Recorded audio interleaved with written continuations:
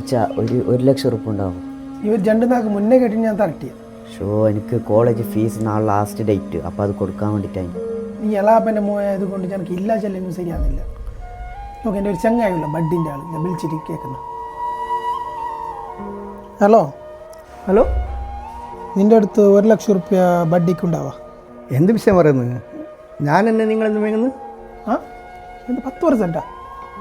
നീ അഡ്ജസ്റ്റ് ആക്കിയിട്ട് ഒരു 8% ആക്കിയിട്ട് കൊടുക്കും. നിങ്ങൾ എന്തെല്ലാം മുണ്ടി കൊണ്ടുള്ളവരി? ആ അവൻ കറക്റ്റ് കിട്ടും, ബഡ്ഡി കറക്റ്റ് കിട്ടും.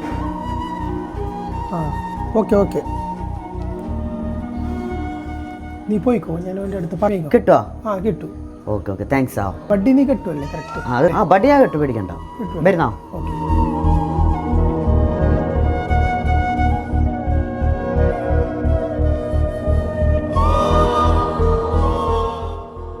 ഞാൻ നിൻ്റെ അക്കൗണ്ടിൽ 1 ലക്ഷം റുപ്യ ഇട്ടിനി.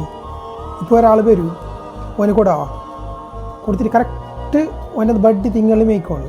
മേങ്കിൽ എൻ്റെ കയ്യിൽ കറക്റ്റ് തരണം. ഓക്കെ അല്ലേ? ആ എല്ലാ ബന്ധത്തേക്കാൾ പ്രാധാന്യം പണത്തിന് തന്നെയാണ്, അല്ലാതെ നല്ല മനസ്സിനല്ല. ശരിയല്ലേ?